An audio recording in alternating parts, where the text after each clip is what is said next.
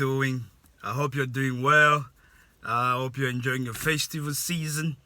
I just want to say thank you for clicking onto this video, and I hope that the information I'm going to share with you, first of all, I'm not a financial advisor or anything like that, but I hope that the information I'm going to share with you will help you sort of change the way you view things and just change the way you do things. I always say this, guys. I'm actually very, very excited to make this video, and I'll try to make it short. I'm so excited about this because it's like things I preach on this channel coming true. I'm a Pan-Africanist, but my vision, okay, not even my vision. I think true Pan-Africanism is not asking anybody to move to Africa. And I want to make this clear because I got a lot of people, some African Americans who like to attack me, like Nak Mizi. Apparently they can see through me or some stuff. I don't know, man. You can't because I'm opaque. Here's the thing though. My goal, I'm not going to tell you, I'm not asking you to move to Africa. I've never said that. I've always said Africa is the richest continent in the world in terms of natural resources. I also think it is richer than the value that it's given. Because most of the value of, let's say they say the whole continent is about $3.something trillion, right? This is why I'm telling you that it's much more. It's part of the same power as China as a continent. So there's 1.4 billion Chinese people.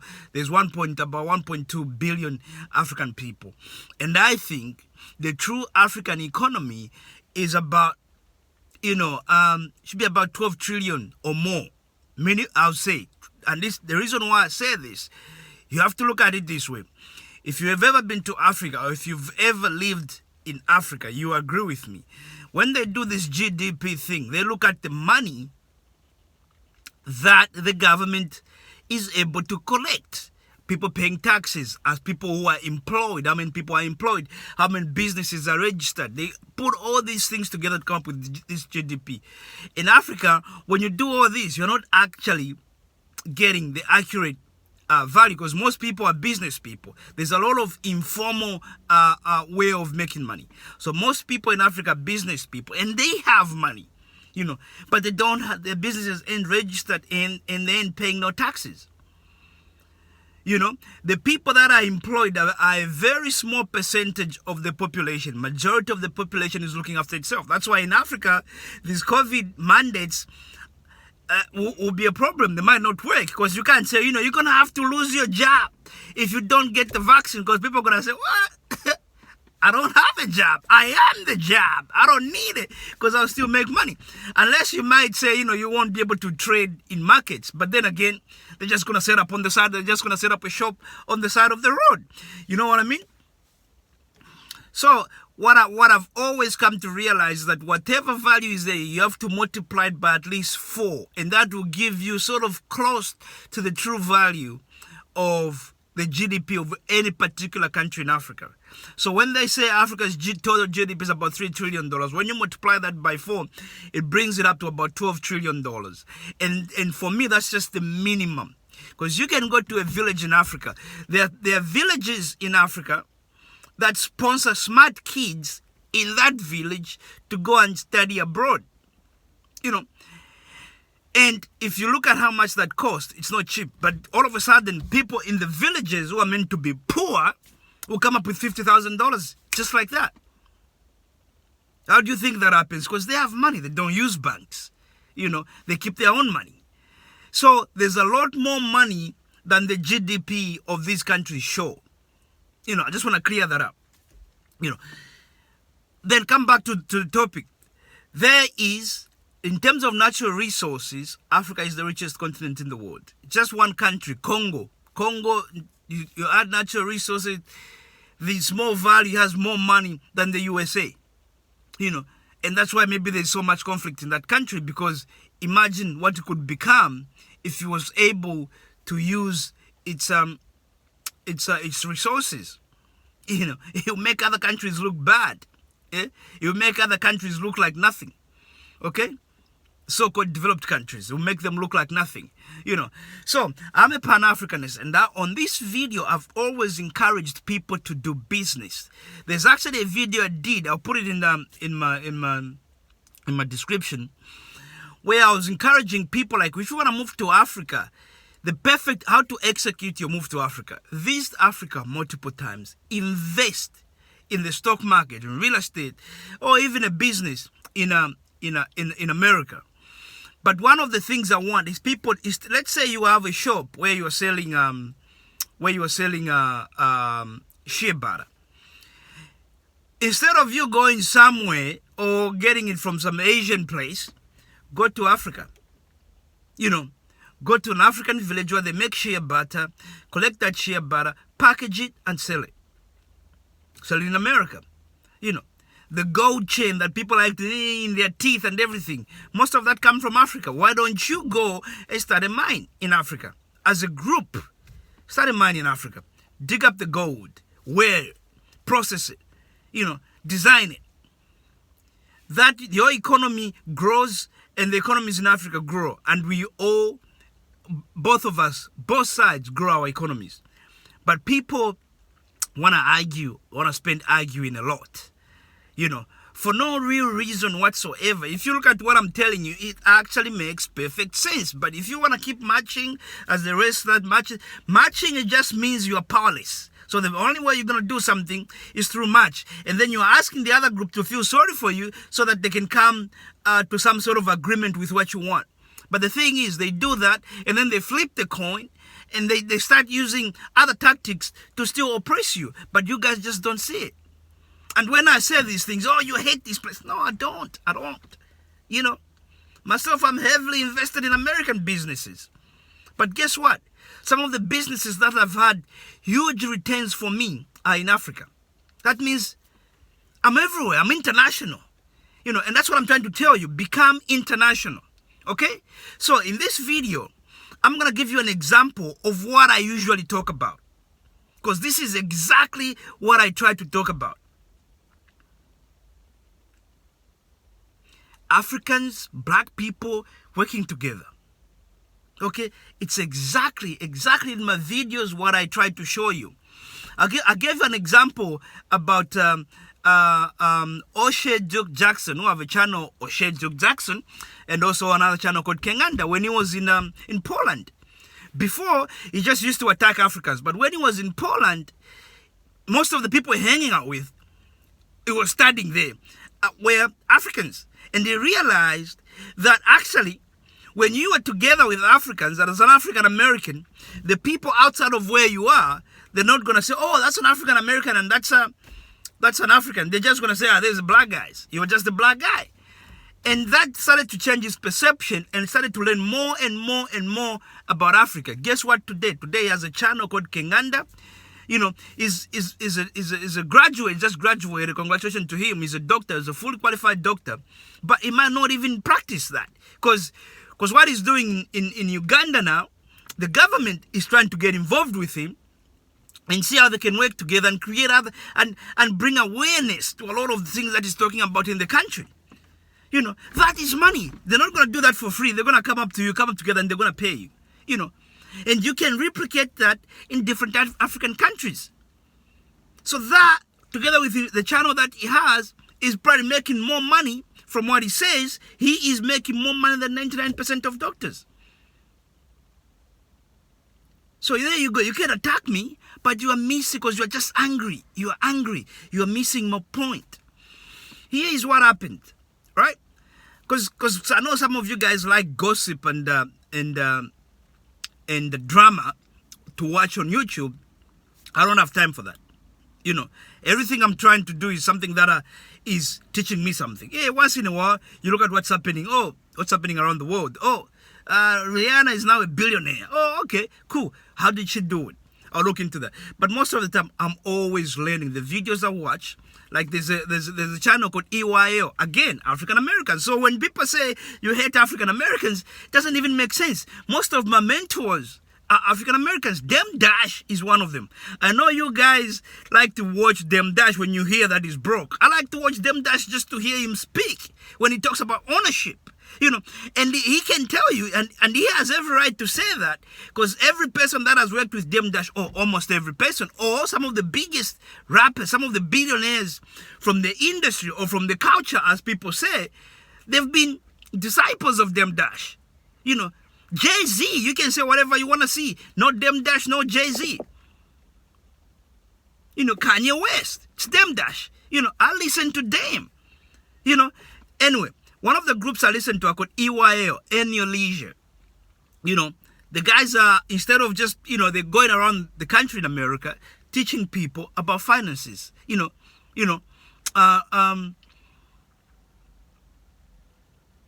Financial literacy is very, very important. These guys have taken their time and they're going around the country teaching people about these things. I know some of you guys will try to find, this person they put on the show is dodgy. I know that. I'm not interested in that. I look into what they say. I do my own research among other people that I listen to. But mostly I like to keep it within the black race. However, there are some people who've just done so well you can't escape them. Like Peter Lynch, Warren Buffett, Monish Pabrai. I like to listen to these people because they're doing things I'm doing. So I'm listening to EYL. I'll put a video I was actually listening to in the description below. You see, just go in the description below. You'll find it. Go up to about 1 hour and 40 minutes. A lady calls in by the name of Arletha Johnson. Not Aretha, but Arletha, Arletha Johnson. She calls in and she talks about something that just made me crap. My hands were like this, man. I was just like, whoa. First of all, in April, she put $1,000 in a cryptocurrency, in a coin called Zuga coin in April. Today, she's a millionaire.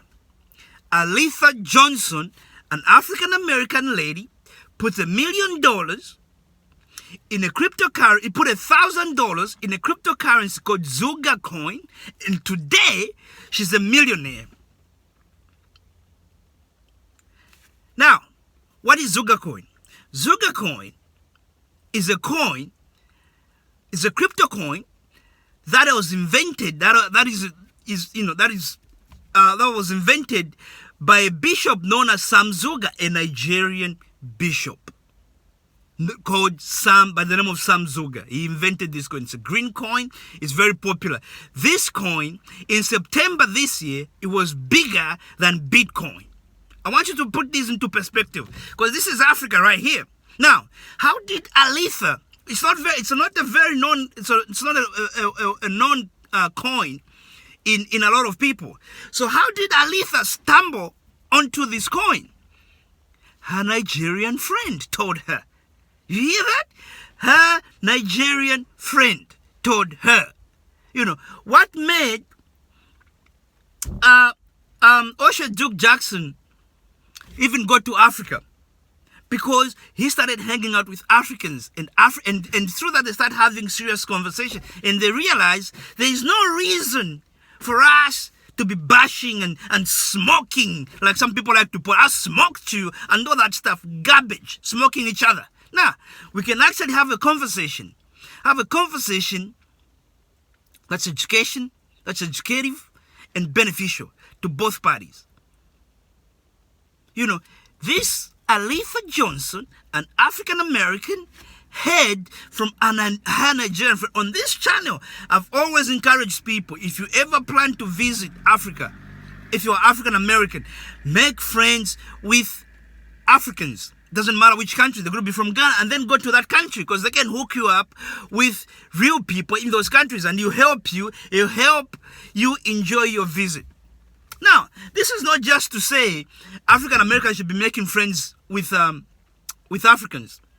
This story could even go the other way around. It could be a Nigerian who made $1 million after an African American told her about something. It could be that.